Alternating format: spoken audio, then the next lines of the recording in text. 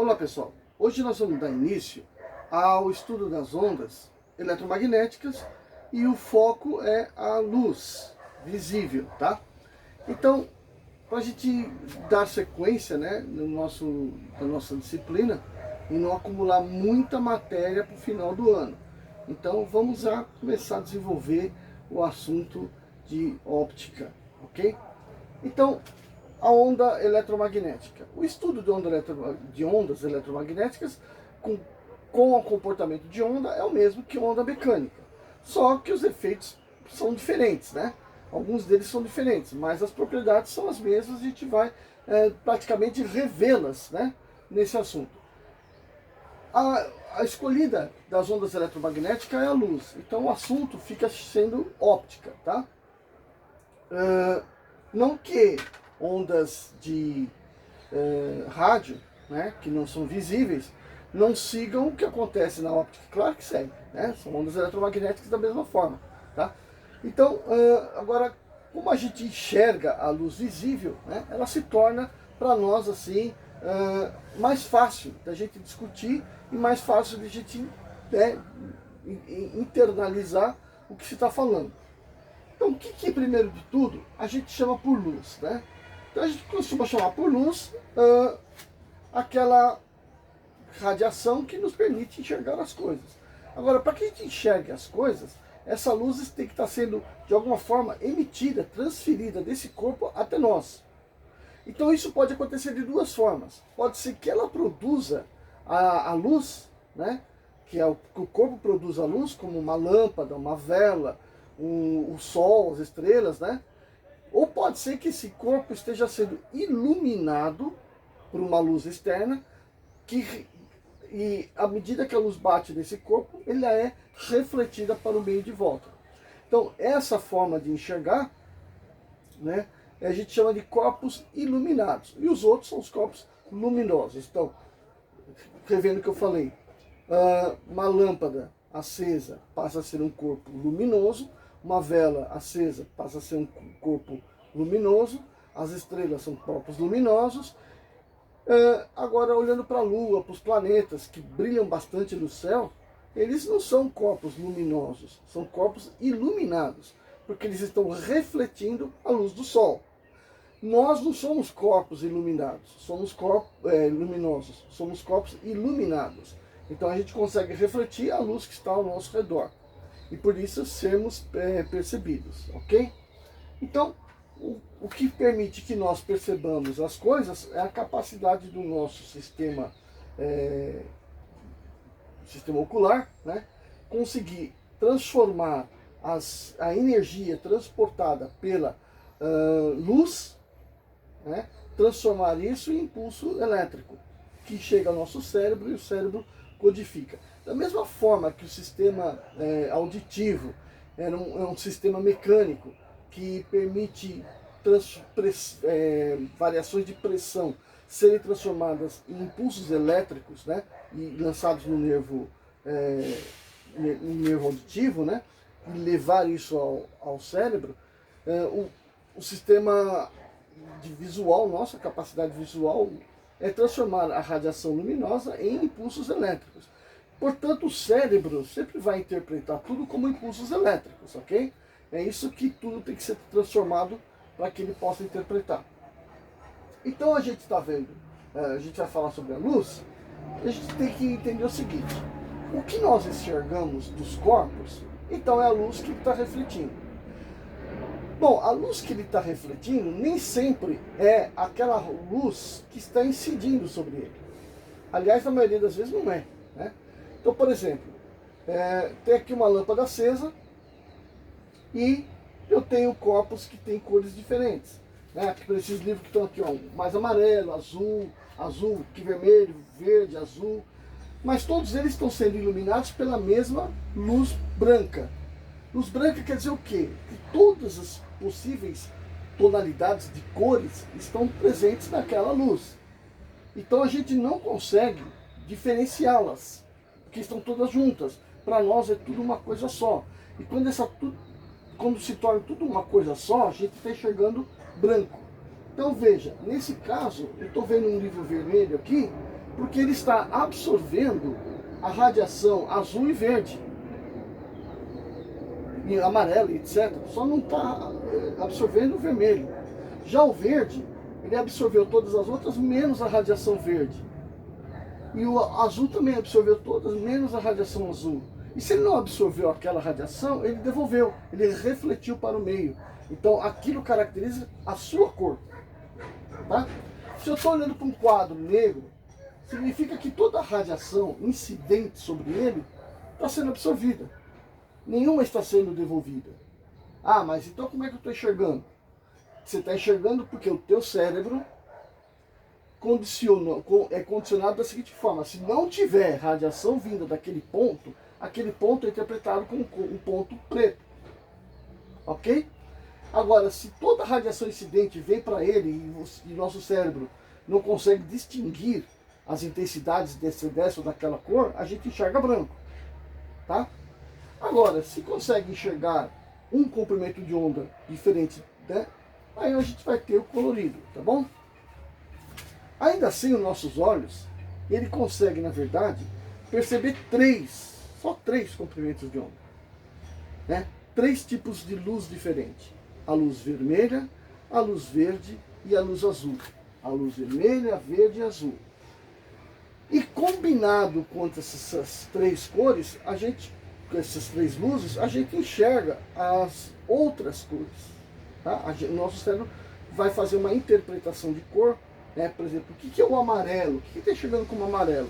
Na verdade, ele está enxergando o amarelo como sendo uma parte da radiação vermelha, outra parte da radiação verde. E aí ele enxerga aquilo amarelo. E assim são as construções das outras diversas cores. Tá? Agora, se você tiver as 3 cores, né, as 3 radiações em porcentagens muito parecidas, já vamos enxergar branco. Ok? A gente já vai enxergar aquilo branco. Tá legal. Então, já entendemos aí, espero, o que é a luz, uma onda eletromagnética. Tem corpos que produzem e tem corpos que simplesmente refletem. E também tem os corpos que são totalmente transparentes à luz. Ou seja, a luz bate nele, não reflete nem é absorvida, ele atravessa. No caso, um vidro, por exemplo, né? Um vidro bem limpinho, né? Bem transparente, significa o quê? Que a luz passa por ele e você não percebe ele. Né? Então, um vidro, alguns plásticos, acrílicos, alguns materiais são construídos de maneira que permitam que a luz passe por ele sem ser nada absorvida.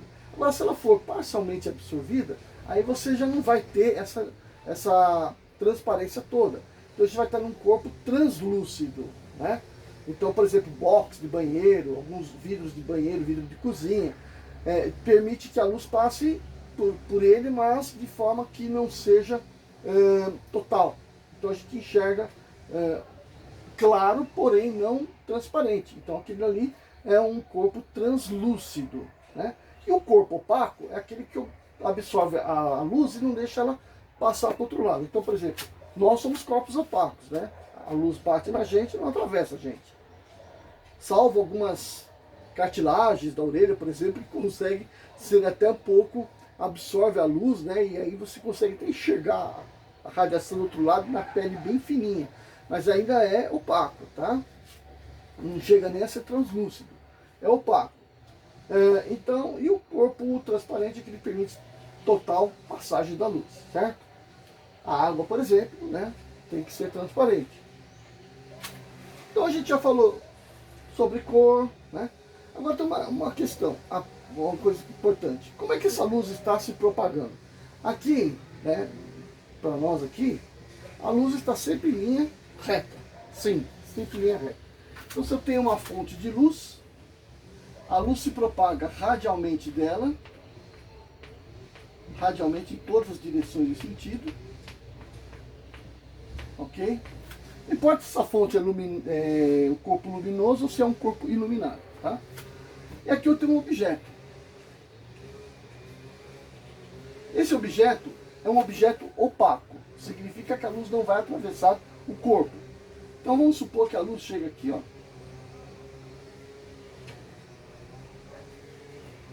A luz toque ele aqui,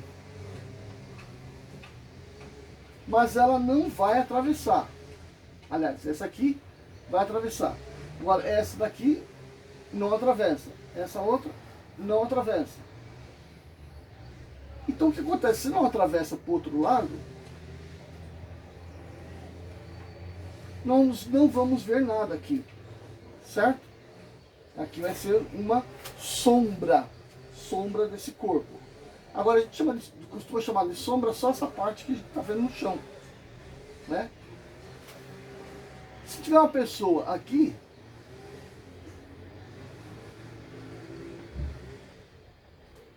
essa pessoa, da mesma forma que esse objeto, também deverá fazer uma sombra. Essa pessoa também deverá fazer uma sombra no chão. Isso dá para nós uma informação de que a luz se propaga em linhas retas, ok?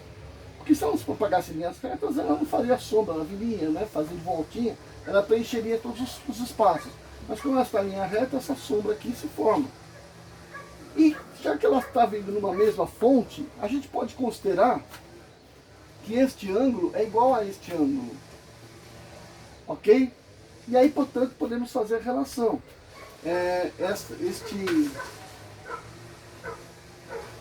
Essa distância está para essa, na mesma proporção que essa altura está para essa altura. Então a sombra maior está para a sombra menor, da mesma forma que a altura maior está para a altura menor. Ou a altura maior para a sombra maior, na mesma proporção que a altura menor para a sombra menor. Então, se você souber o valor disso, e puder medir isso, sabendo essa altura, você calcula quanto vale essa altura. Né? Isso aí foi como Tales de Mileto mediu a altura da pirâmide egípcia lá, né? Então, como é que ele fez isso? Ele fez exatamente esse cálculo, baseado que aqui é o centro da pirâmide, tá bom?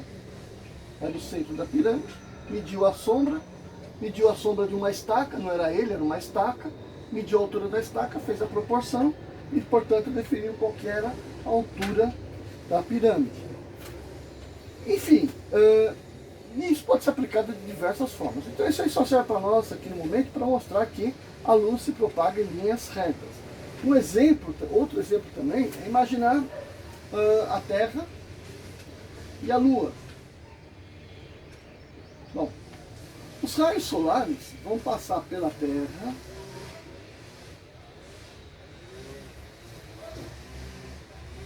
certo?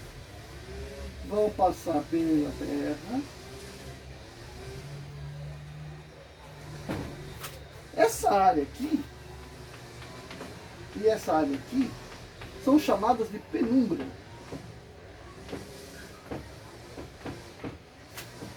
E esta área aqui é a sombra. Então, quando a Lua está no seu movimento em torno da Terra, rodando aqui em torno da Terra, e ela está exatamente no mesmo plano que está o Sol, o que vai acontecer? Ela vai ter grande chance de passar por essa região. Então, se ela passar por aqui, nós teremos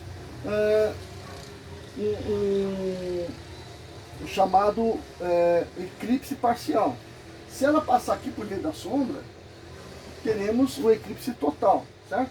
Então, essa sombra aqui foi muito exagerada, mas ela é menorzinha, e por onde passa a Lua, às vezes a Lua só passa pela região da penumbra, né? Só passa por aqui, então ela nunca fica totalmente apagada. Mas se a trajetória dela tiver numa situação que passa por dentro da sombra, quando ela passa pela sombra, ela fica totalmente apagada, né? E a gente, então, como ela é um corpo iluminado e não um corpo luminoso, ela apaga quando ela passa pela sombra, tá bom? Então isso aí é uma característica para a gente ver que a propagação da luz é retilínea. E também, felizmente a isso, nós temos as formações de imagem em espelhos. né? Para que haja um espelho, é necessário que a superfície na qual a luz está tocando, né, incide, seja perfeitamente plana, seja lisa. Aí a gente vai poder ter uma situação de formação de imagem, tá? Então vamos rapidinho escrever aqui o espelho.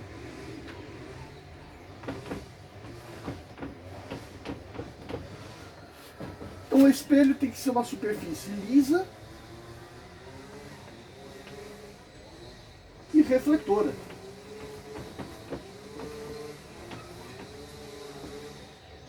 Aí eu tenho uma reflexão que pode ser do tipo difusa. Por exemplo, a luz que bate na parede, né? Normalmente a parede não é totalmente lisa, então a luz bate ali e reflete para todos os lados. Lembrando que além da reflexão, né, a gente sabe que o ângulo de incidência é igual ao ângulo de reflexão, isso vai acontecer sempre. Então se a superfície for irregular, vai provocar uma reflexão difusa. Então o que é isso aí? A superfície não é lisa, não é plana, então os feixes de luz que incidem todos paralelamente não vão refletir paralelamente, vão refletir cada um para um lado. Ó. Esse aqui vai refletir para cá, este daqui vai refletir para cá, este daqui vai refletir para lá. Então, como esses feixes aqui divergem depois de incidir na superfície, a reflexão é chamada difusa, tá para todos os lados, se difunde, e é o que provoca a claridade, né? Então, por que o dia é claro? Porque a luz se difunde na atmosfera. A luz do Sol difunde na atmosfera. E a reflexão pode ser especular.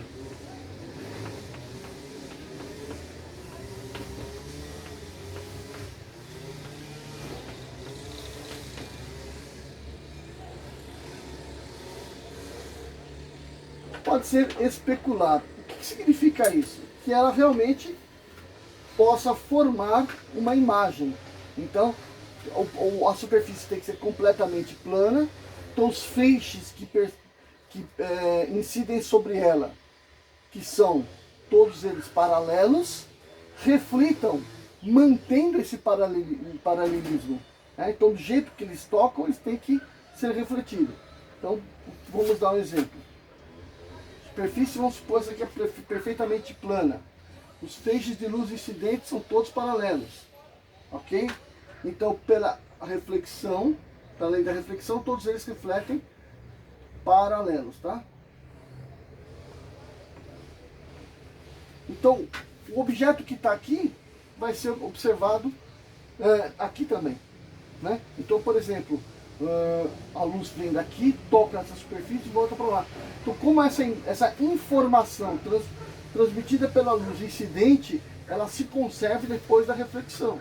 Então, por exemplo, se aqui tivesse uma parede, e aqui é um espelho, um objeto aqui, a luz que chega dele pode ser observado aqui. Ok? Formando uma imagem, pode ser observado lá. O que acontece, né? Você põe um espelho aqui, isso é uma parede, você com o espelho percebe as pessoas que estão do outro lado, certo? Agora a gente vai falar sobre espelhos, e a gente já começa a falar sobre isso na nossa próxima aula. Eu pretendo colocar na próxima semana, ainda que não seja semana de atividades, eu pretendo continuar aí mostrando a matéria, tá bom? Então sobre isso eu já vou colocar para vocês hoje uma atividade, ok? Valeu, gente!